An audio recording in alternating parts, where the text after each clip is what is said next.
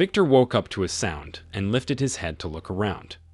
Margot, who was lying next to him, mumbled through her sleep. Some bastard is calling on the phone, the internal one, and on the door hangs a sign, "Do not disturb." By the way, whose room are we in? My room. Then you answer the phone, in case my husband calls. I called my husband yesterday. I told him not to bother me till morning, that I had a headache and I'd sleep. And you didn't sleep. Victor, tonight was an incredible night. Where's my phone? It's on the table, and don't stop me from waking up. I have to be at the train station in 2 hours. And for the future, we should either be in bed or drunk. You can't have both. You're so liberated when you're a little drunk. That's because I love my husband. And when I drink, I forget everything. I love my wife too, but with you I forget everything and without a drink. The phone's ringing again. Pick it up. Margot, spewing a stream of profanity, stood up and picked up the phone. Hello, I'm listening. It's 7:00 in the morning. Maybe not so good for you, but I was called up at 4:00 in the morning. Put Victor on the phone. Victor who? There's no one here. I know he's in bed with his head under the pillow, I bet. Tell him it's Sister Beatrice. Margot looked at Victor, who stood up, covered himself with a blanket, and picked up the phone. What does it matter? What matters is that you're in trouble. In trouble where? Plug in your phone and read the messages from your wife. That's it, I'm going back to sleep. Victor found his phone and said, My idiot wife texts me at 5:00 in the morning. I can't believe it. And what does your love write there? I'm opening it now. Here it is. Ashol, call me when you wake up. There's no need for that. Your stuff and your lover's stuff are in the garage. Your sister refused to take them. Don't rush off to work. I'm convening the council today and relieving you of your position. When you come to pick up your stuff, call beforehand. I'll open the garage since your key doesn't work anymore. Sleep instantly fell off Victor. He jumped up. Margot asked him, What kind of things? What mistress? Do you have someone else? I don't have anyone. What kind of things? I don't know. Call your wife and find out. You take your stuff and hide. In case she asks for your number on the video link, you're in my room. What? You can't just call her or something? No video call. Don't yell. I'm calling. Victor dialed his wife's number, and after the 5th ring, she answered. Go ahead. Sally, honey, what's wrong? What's with the weird text message? Oh, how did you wake up so early? I was unavailable all night, and here you are. I was available. My phone was charging. You were available to Margot. I know, and I know exactly how a phone on the charger works. And I'll tell you what, I got my sporting rifle out, cleaned it, oiled it. I fixed the scope. Adjusted the sights. What did you shoot at home? How do you adjust the sights any other way? Don't worry, it's a private neighborhood. Nobody heard me. I've got a whole photo album of your pictures of the target. Are you trying to shoot me? Yeah, if you go outside the garage. Shoot me is a bit of a mouthful. I got a small caliber rifle. At most, it'll skin you or take your eye out. Look, tell me what happened. Nothing, just that you were in the wrong room last night and spent the night there. That's debatable, darling. Tell me, one of my mistress's things did you unload in the garage? How should I know? Did I open them or something? Her husband brought it in cardboard boxes, wrapped in duct tape. And who's her husband? He's a lovely man, and his son is an interesting boy. You know, I took him up on his offer to go to a cafe with him. I don't know what you're accusing me of. Look, don't make me angry. You have no idea how angry I am. Let's start with the fact that the cottage we live in was built by me when I was married to you. You want to talk about that? All right, come here. In a bulletproof vest? You're so silly. My rifle has a buttstock, so a bulletproof vest won't help you when we talk. It'll only hinder you from running away. What do you want? To divorce you, asshole. Sally, we loved each other, and we love each other. We can't live without each other. Yes, we did. We did. But then you drifted away and took your first mistress. The first one I ever knew. Well, who was it? Your secretary, Carmelita. I took it easy, talked to her, gave her a couple of bruises, and her love for you went away instantly. And you know, instantly. That's what the fist does. So she said her husband beat her up. Husband. No, he didn't beat her up. He gave her a little bit of a beating. As far as I know, they're divorced now, and she's staying with her mom. And the husband found another woman. But I see you don't deny having an affair with her. Yeah, a couple or 3 times. Why would I lie? She told me everything after the second blow. How many times, where, and how. But I never had her things in the cottage. Am I talking about her things? I'm talking about Margot's things. Your constant traveling assistant. Well, look, it just happened. I'm on a business trip, single man with an attractive woman. I needed a release. Victor, who came up with this business trip. What did it do for the company I put you in charge of? Well, I met with the customer, solved supply issues. Who did you talk to? What agreements did you sign?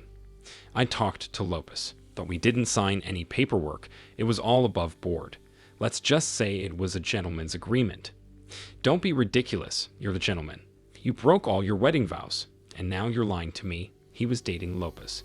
And the fact that Lopez has been in the regional hospital for a month. He didn't tell you. And that their company has suspended all work for 2 weeks, and today they can't deliver to us. They sent us a letter citing force majeure. It's on your desk. I didn't know. You didn't. You met with Lopez. Well, we gotta do something. We have to save our business from going under. Honey, I'm leaving right now. Take your time. Pablo will save the company. He's been appointed director of the company, and he's already taken over. Pablo who? You said the founders' meeting isn't until today. Do you think anyone will oppose it? Who's Pablo? Asked Margot. Bye. Sally ended the conversation. Victor looked at Margot and asked, Who is Pablo? He's probably my husband. You heard everything. What are we going to do? I don't know, but I'm afraid to go into town. So, I'll come back, get my stuff, and go to my mom's. Don't you want to talk to your husband? What am I going to tell him? How great I've been on my business trips. He'd be all over me. Look, I don't want a divorce. I've lost everything because of you. I think you lost everything because of you. You violated the basic principle of don't go where you live and don't live where you live. You violated that too. I'm a weak, defenseless woman. I lost my husband and my family because of you. What are we going to do with you now? We and you, Margot. No, not we. We won't see each other anymore. But I lost my husband for you. No, you didn't. You lost your husband to see me. But I don't want to see him anymore. I want my wife back and what I had. But not you. Besides, you haven't talked to your husband yet. Maybe he'll forgive you. Call him. Margot, thinking, picked up her phone, activated it, and she immediately received a bunch of text messages from her mother and from a friend who lived in the apartment next door. Sighing, she dialed her mom. Mom, it's me. What's wrong? You texted me last night. Didn't you read them? I just woke up. What can I say? Late last night, Pablo called and said you'd been out and he was breaking up with you. Mom, he's imagining things. He's angry that he's at home with his son and I'm away on business making money. He said he wouldn't give him to you. He's an adult and he'll decide who he wants to live with. But your son told me that he's for his daddy. He'll live only with him. I'll tell you what, come and visit us.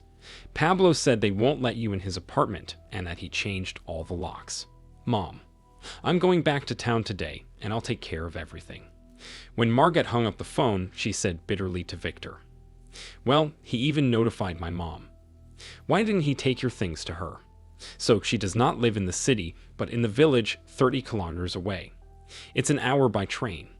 I'll call my friend. She lives across the street. Her friend answered right away. Margot, hi. I've been calling you all night. Why did you call? Are you moving somewhere? Pablo was loading some stuff into his car last night. Our car? No, some minivan. Is his car still there? No, he got behind the wheel, and your son got in the back seat and drove off, but they never came back. Also, my husband says your lock is broken. Pablo put new keys in. So what's going on in there? I don't know. I'm on a business trip, and I'll be there this afternoon. Victor told Margot. Come on, get dressed. There's another fast train, and it's in 40 minutes. We'll be there in time. The train station is just a stone's throw away. I'm in my room. 10 minutes later, they were at the station, and there they managed to change tickets for an earlier train, and soon they were already sitting in a compartment. They were lucky there weren't many people, and it was just the two of them in the compartment. Victor instructed, "Margot, we will talk to my wife. To your husband, don't be in a hurry to confess anything. To talk to them, it's important for us to know how much they know and what exactly. You think that's going to save us from divorce. Any doubts they have are playing into our hands. It's important, and you probably realize this, but our meetings are stopping. I don't want to lose my wife." What did she say about the rifle? She was a biathlete. She has a small caliber rifle. She wanted to get a carbine too. A Sega 410, but I talked her out of it, even though she already has a permit. I'll call my husband and talk to him, but you just sit there and don't say anything. Margot dialed her husband. "Pablo, what's going on over there? What are you doing moving stuff out of our apartment?" Margot, hi. Nothing's going on. It's just that you moved out of my apartment yesterday. Your affair with Victor has come to the surface. I don't understand what affair. What have you been doing these days? We've been meeting with the firm, negotiating. Yes, I know they've suspended work, but that doesn't mean it's stopped. Suspended. I'll tell you more. The management of the firm is wanted. The director that you've been dealing with all these days has been under guard for a month in cardiology, and no one is allowed to see him. Too much theft of budgetary funds. Maybe you talk to the chief accountant too. I don't know exactly. The police would be very grateful if you could tell us where he is. They can't find him. Pablo, I'm out of here, and I'll be in town by 12 o'clock. We need to talk. That's fine. Come straight to work. You'll write a letter of resignation. You and Victor, come with me. Although I can fire you on other grounds, but then you won't be able to get a job. You're kicking me out, and not just you, but your lover too. And I'm kicking you out of your job and out of my apartment. Pablo, it was just a little prank on my part, a one-time mistake. I'm sure we can get past it. One-off, in 3 months, 15 business trips, and how many meetings in motels and hotels in this town. Look, I'm just infatuated with him, but I love you, only you. I see your love, and my son feels it too. Pablo, this fleeting intimacy of mine will always be a thing of the past. I'll never again give in to a momentary whim, no matter how much I'm tempted.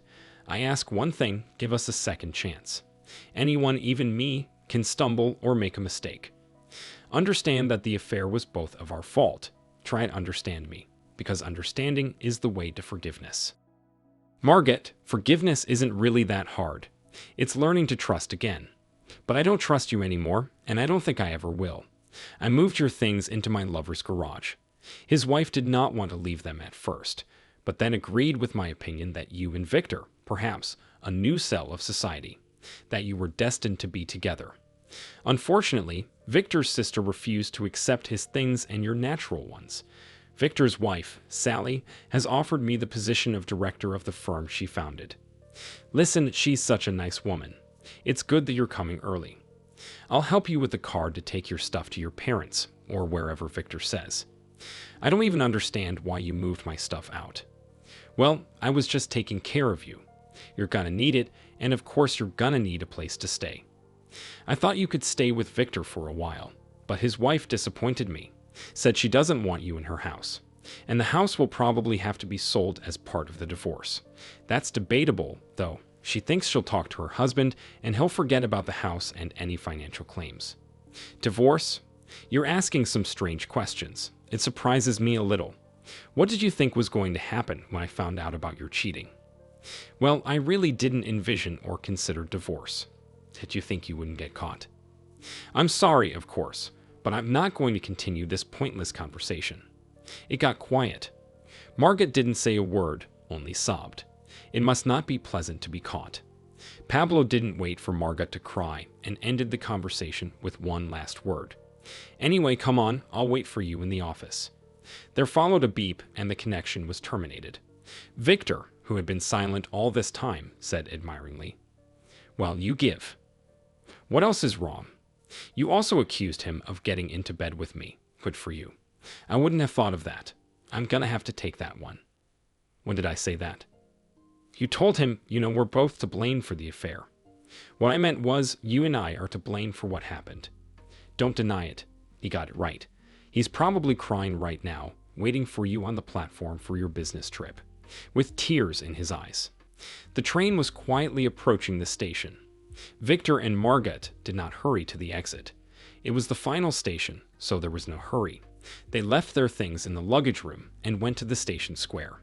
They got into a cab and drove to the office, knowing that they had already been fired from their jobs.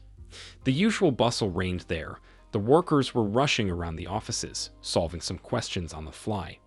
When they met Victor and Margot, everyone said a polite hello and hurried to go on with their business. At the reception desk, the secretary said, "Come in, they are waiting for you." In the office at the CEO's desk sat Pablo to his right, with a cup of tea in his hands. In his favorite place sat Sally. They were discussing something heatedly. When Victor and Margot entered, the argument broke off and Pablo suggested, "Please sit down." Then he handed each of them a packet of papers and said, "These documents have been prepared for you. As for you, Victor, the first paper is the decision of the board of founders to dismiss you from your position because of causing losses to the company. But you are not dismissed, you are offered the position of manager. I think, as an honest person, which I don't believe in, you will write an application and resign at your own will. I must warn you, your resignation doesn't save you from a meeting with law enforcement. They need your explanation for the shenanigans you've been pulling with the firm you've been traveling to so often on business trips. I can explain. To me.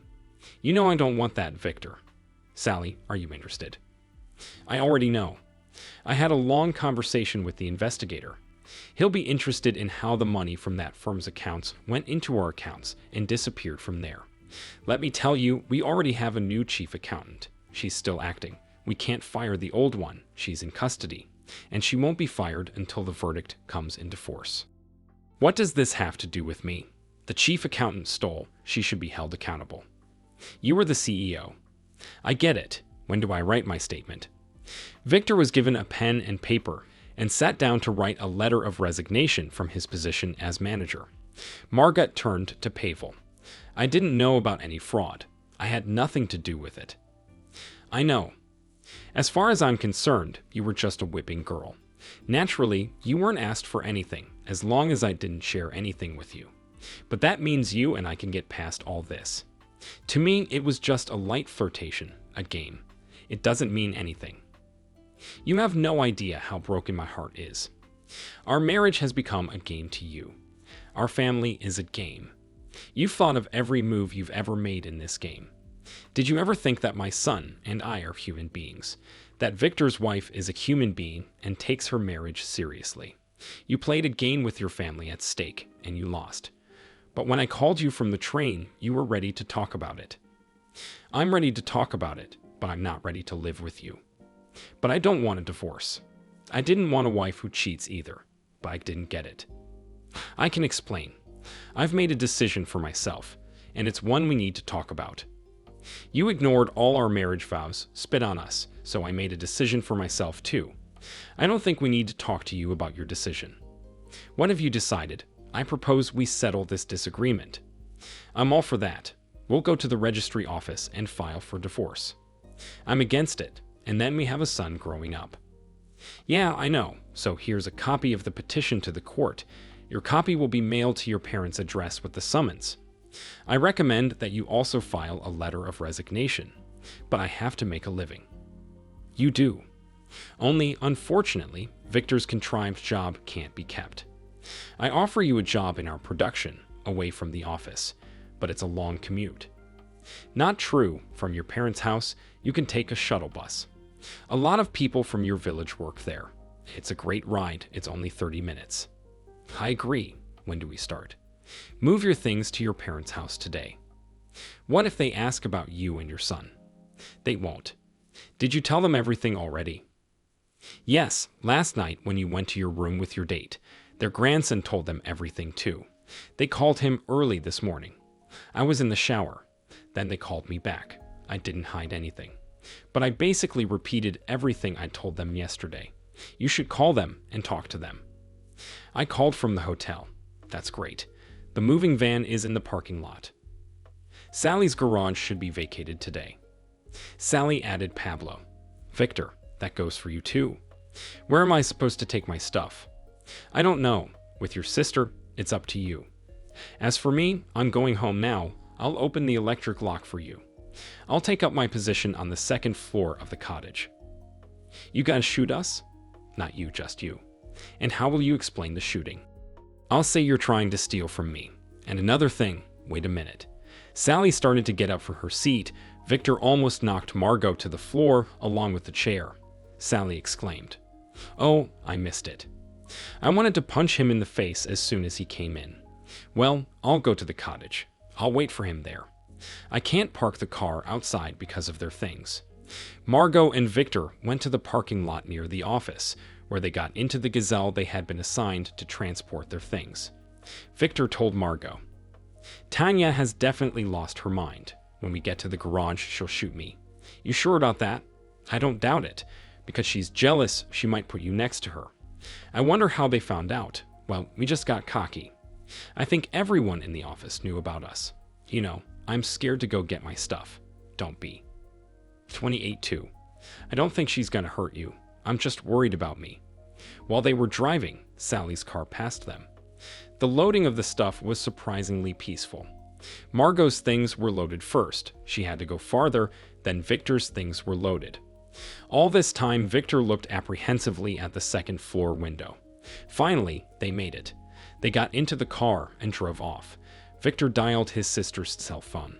Hey, it's me. Yeah, I know. It's on the locator. You're probably on your way to my place. Yeah, you guessed right. I'm not a gypsy or a fortune teller. Sally called me and warned me. I talked to my husband and decided to let you stay here for 2 months. Then your clothes will go in the trash. I'm not Sally. I won't be polite. And also, no women and no drinking in the house. Otherwise, you're out early. Why such disgrace? You don't want to get my man drunk and stir up trouble. Understand, I'm a man. I understand, but normal men your age don't live in a dump. Neither do I. But it's not far off, I guess. 2 months left, in which time Eve will come crawling back to me. Eve, you know she's invited to the divorce dinner tonight. Who's invited? The new CEO of the company, Margot's husband, Pablo. Yes, they're celebrating their divorce by getting rid of you. How did they find out about us? I don't know that. Okay, we'll have time to talk. Margot, who had heard the conversation, said sadly, People get married all the time. I get divorced all the time. No, you better sing. We dug these labyrinths ourselves. I don't know this song. What are you going to do? Your husband wants a divorce. We took Victor's things, unloaded part of the car, and Margot drove on alone. An hour later, we arrived at her parents' house. Her father silently helped unload the car, dragged things into the house, into her maiden room. Afterward, they sat down in the kitchen. Mom set the table. My father took out moonshine, put 3 glasses, and poured it for everyone. They drank in silence and snacked. Finally, my father said, Tell me what you have done, that the man threw you out of the apartment and took your son. Dad, it was my own fault, but I'm gonna make it up to you. Do you believe that's possible? I need to meet him one-on-one and talk to him. Tell me something. Was there cheating or not? There was. What are you hoping for? I saw him today. I talked to him. And what did he tell you? Nothing good so far. I didn't realize that innocent flirting had hurt him so much. Innocent flirting? You say you slept with your lover. But it's not like I was going to leave the family. It just happened. And let's just say that because of that, I had a good job and a good salary. My father spat and left the kitchen, and my mother shook her hands and said, Father didn't even have the guts to tell me what you've become. How shameful for such a daughter. And now we won't see our grandson. A couple of days later, Victor was summoned to the investigator on the issue of his relations with a firm from a neighboring city. He was arrested, and his wife Sally was notified about it. She immediately went to the investigator and asked him not to arrest her husband, as she had to get a divorce from him. He explained that there was nothing he could do and said, You can divorce him. His stay in the pre-trial detention center does not prevent it, and when he will be brought to criminal responsibility, and the punishment will be imprisonment for at least 3 years, will even help to some extent. And they've done some serious things. Sally, being an active woman, got a date with Victor. While in the detention center, she made a scandal, and when Victor was taken to the cell, managed to get him by breaking his nose. She was kicked out of the detention center, but she got what she wanted. Victor signed a petition to dissolve the marriage.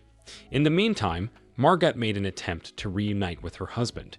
She waited for him after work. Pablo walked out of the office, among the last employees, headed to the parking lot to his car, which is where she was waiting for him. He stopped and asked, "What do you want?" "Pablo, I want to talk to you." "I don't want to talk to you, and we have nothing to talk about. But we have a son. I have a son. He knows everything, and he supports me. I want it all back." "Unfortunately, that's impossible. Go back to the man you've been running to. Don't you know that? He was arrested." "Is that why you decided to go back?" "No, I know I made a terrible mistake, but I'm ready to make it right." "You want to make amends, except I don't think there's any excuse for cheating." "No, not really. We decided to break up with Victor, and that was the last time we saw each other. So you guys are out of the romance period." Romance became less, and he relaxed. Gifts only on holidays, compliments once a year. Although judging by what the investigator said, he stole a lot on your business trips. Didn't he share it with you? I really didn't know what he was doing. Well, then why did you agree to it? I don't know. There was frustration in our relationship. There were some fights between us. That's when the thoughts of cheating started. I was worried about my age and the passing of my youth, and Victor was wooing me beautifully. He made me feel like I was still beautiful, desirable, and young. So, by your logic, I'm the one responsible for your infidelity. No, I made that decision on my own. And when it happened, I regretted it immediately, but then I got carried away. There was a newness to the relationship, a need for me. I felt loved and wanted, while you and your son were always busy. Yes, we were a little busy. We were preparing a surprise for you, but then it turned out that the surprise was prepared by you. It's a good thing we met, though. I filed for divorce. In the petition, I said it's up to my son to decide who he wants to live with. But don't get your hopes up, he's staying with me. Pablo, I'll object. I think we can keep the family together. I'm sorry, Margot. I can see you can't hear me. You destroyed the family. What's left of it can't be saved. I'm sorry, I have to go. Margot returned home and went into the kitchen. On the table was a sealed envelope addressed to her. Her mother said, "There's a registered letter here for you. I signed for it. The postmistress, our neighbor, said it was a summons from the court." Margot opened the envelope. There was a statement of claim and a summons. She read the complaint. Pablo didn't ask for anything extraordinary. He wanted a divorce. He refused child support. He asked the court to let his son live with him. We were 10 days away from the trial. Margot decided I'd go tomorrow and consult a lawyer. The lawyer's visit gave her a general idea of how a divorce works and what she could ask the court for. She realized that she could postpone the court's decision for 3 months, and if the circumstances were right, up to 6 months. But that was extremely difficult.